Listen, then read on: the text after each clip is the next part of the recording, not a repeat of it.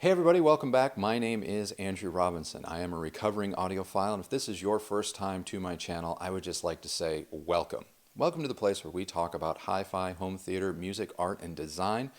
But if you're one of our subscribers or one of our new members, you already knew that. So welcome back, and how are you? Today we have a fresh new review for you. It is an integrated amplifier. It is Cambridge Audio's CXA81. Let's get into it.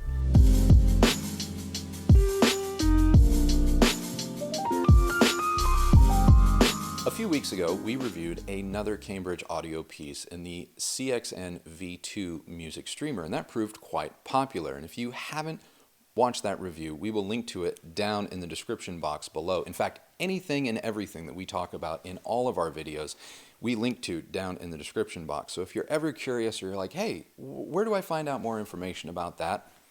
It's down below. So be sure to click read more and check all of that out. But anyway, the CXN V2 proved very popular with many of you, and in that review we showed the CXA81 integrated amp, and a lot of you asked about it, so here is that review. And as I mentioned in the intro, the CXA81 is an integrated amp. That is, it is a preamp and amplifier integrated into one chassis. It retails for $1,299, is available most anywhere, including online, and it's an 80 watt per channel, stereo only integrated amplifier from a brand that is, well, known for making some pretty good stuff, Cambridge Audio. Now, if you're a fan of this channel or a regular watcher, you know that we don't cover specs in detail, but I do understand that specs are very important for many of you, so here they are.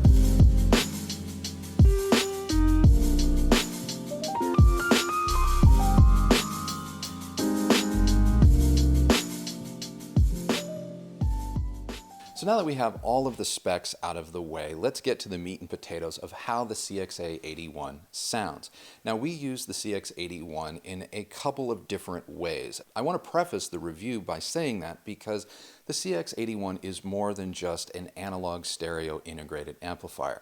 It has digital inputs built in. That is to say, there is also a DAC integrated inside, which enables you to connect digital components directly to it, which in our case, we connected a Hisense 4K television. It also has Bluetooth built in, so we did stream via Bluetooth from my iPhone to the CXA81, and we also tested it that way.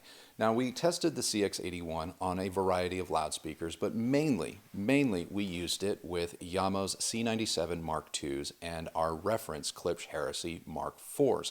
So the sound that I will be describing will be the summation of kind of what you can expect from those two types of speakers, as well as the source components that I just described.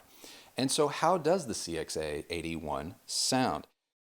Well, for a Class AB amplifier, I'm going to go out on a limb and say that the CX81 is a little bit of a throwback. It's not that it's woolly or old-fashioned or soft, but it does have a little bit of warmth to it. To say that the CX81 is a neutral integrated amplifier, I think would be a little bit of a mistake. I think that it's a little bit on the romantic side, and if you are a fan of digital music, or maybe you listen to a lot of recordings that, let's face it, aren't of audiophile grade, then the CXA81 is going to be an amplifier that you're going to want to put on your short list of options to consider. So let's break the CXA81 down into its individual sonic elements. In terms of its bass response, it's good. I won't say that it's great. I've definitely heard amplifiers in and around the CXA81's price point be a little bit more fast on the attack and have a little bit more control down low, but it does plunge to those bottom octaves and it does reach down into the basement. It just doesn't quite have the same level of finesse that you may find from some other amplifiers or other amplifier topologies in this market segment. Now, mid-range is where the CXA81 for me is at its best. It's, like I said, it's a little bit old school. It's got a little bit of warmth around the edges, which I find pleasing with vocals. Now, conversely, Christy likes things a little bit more forward or a little bit more in your face. And so for me, and I think for her, the CX81 is a little bit more of a laid back presentation, a little bit warmer, more subdued, if you will, and that kind of goes in hand with the bass not being the most dynamically lithe thing that we've ever heard. So if you are someone that likes a little bit of forward present, that front of stage, if you will, kind of presence to your performance, the CX81 is not that. It is just a little bit more, it's a little bit back, it's a little bit recessed, but still very, very enjoyable. And if you listen to a lot of singer-songwriters, as I do, it's welcomed. That little bit of warmth in the mid-range is actually really, really nice. And if you have speakers on the brighter side of the spectrum, the CXA81 does help kind of reel them back.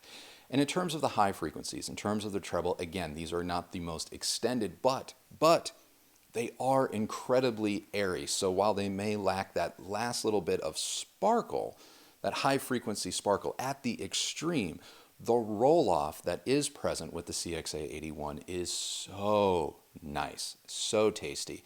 But again, it all kind of lends itself to a sonic characteristic that is just a little bit more laid back. And the same is true for its dynamics. Because the CXA81 is just a little bit more laid back or subdued, you kind of end up having to apply maybe just a little bit more volume in order to make the dynamics kind of spring to life. And once they do, the CXA81 is remarkable. And it's a fantastic amplifier. So the dynamics are present. You have to kind of coax them out. So I'm not going to say that for $1,299, the CXA81 is the best in class dynamically, but it is good. It's very, very solid. In terms of soundstage delineation, the CXA81 is rock solid. Now the soundstage does favor more lateral width than it does depth, but again, at this price point, at $1,299, it's really, really competitive.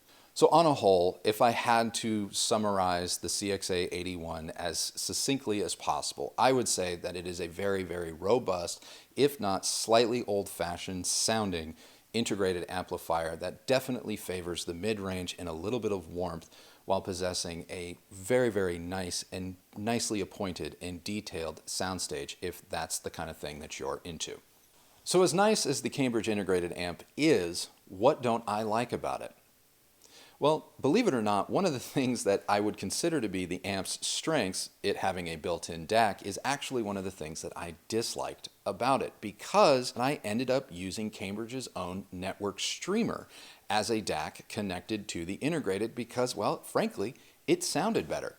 And if you were going to pair these two, I argue that then you are spending money on a feature inside the CXA81, the feature being its DAC, that you are not going to end up using. And so you may be better off buying one of Cambridge's other integrated amplifiers that do not feature a built-in DAC if you want to save a little bit of money and not have redundancy in your signal chain.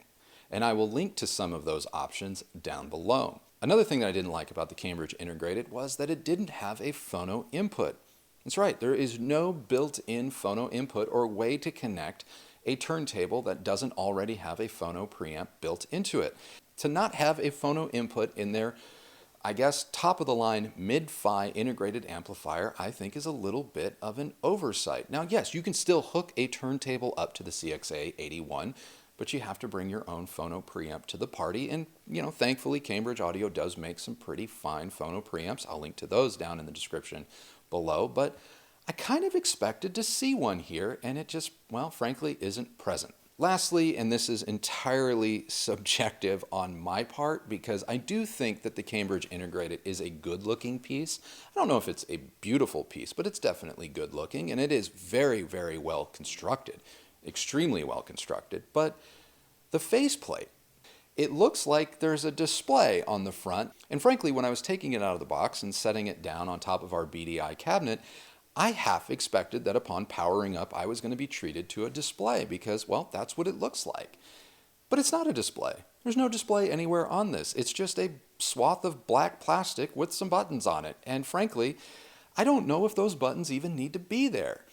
I think that you would have been as well off, if not better well off in terms of the styling, to just have a selection knob and a volume knob, because then at least there would be symmetry and balance to the front panel. Instead, you just kind of have this sort of black square in the middle, and, well, that's it.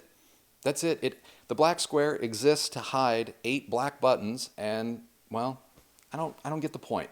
So yes, the CXA81 is well constructed, well crafted, and a beautiful piece, all things considered. It's just, I just don't feel like it's as good looking as it could be, especially compared to Cambridge's own streamers or some of their other integrated amps and or products. So what does the Cambridge Audio Integrated Amp compare to? Well, at $1,299, there is no shortage of competition. And one of the very first pieces that came to mind was Marantz NR1200, which we've reviewed on this channel, and I will link down in the description below. That is an integrated amp, much like the CXA81, but it offers a little bit more modern connectivity in the form of HDMI, because it is kind of an AV receiver that caters to an audiophile market. And they both possess similar power output. I don't think they're exactly the same, but the power output is similar. But the NR1200 is a little bit more affordable, and I'm going to argue is a little bit more flexible compared to the CXA81. And so I don't think that we can talk about the Cambridge without also having mentioned the Marantz, because it is an option, and for many people it might even be the better one. We also compared it to the Name Unity Atom, which is 3 times more expensive than the CXA81, and I'm not going to lie, the Unity Atom is amazing, and it does do a lot more than the Cambridge, and it does sound a little bit better. But as I mentioned in the Cambridge Network Streamer review, if you pair the CXA81 with that particular Cambridge Network Streamer, the combined performance of those two pieces does come dangerously close to matching the Name Unity Atom at a much, much lower price point. So that is something to consider, that on its own, the CXA81 doesn't really hold a candle to the Name, but partner it with the right network streamer and the scales tip a little bit more in Cambridge's favor. But yeah, outside of that, I have to say the Cambridge CXA81 is a solid piece. It is a solid piece, worth considering. I'm very, very pleased with its performance. Its styling may be a little bit on the ho-hum side for me, but on a whole, the things that matter, the things that you buy an integrated amp for, the CXA81 is fantastic. And I happen to really like the little bit of old school charm that it possesses in its sound. So that's it for me, guys. That is today's review of Cambridge Audio's CXA81 integrated amplifier. Let me know what you thought down in the comments below. And if there's another integrated amplifier that I need to be focusing on in 2020 on this channel, let me know down in the comments. And if you liked this video, please do give it a thumbs up, like, and subscribe. It really does count, and it really does matter, and it does help support this channel. If you're looking for other ways to support this channel, maybe consider becoming a member. You can click join right next to the subscribe button down below. Follow me on Instagram at Recovering Audiophile, and I think that's it. So remember, the only person that has to like the sound of your system is you. So happy listening, everybody. Thank you so much for watching, and we'll see you on the next video. Bye. Million angels. Million angels. That was, oh God, needed that review. Needed that. That one went really nice. It was smooth. It was smooth. I'm proud of you. I didn't break apart. 2 takes. It was good. I needed that one. I did. I don't hook computers or laptops up to my stereo equipment. I'm losing. You're losing what? I'm losing my breath. Why? Because I talk so much and I forget to breathe. I think that's it for me.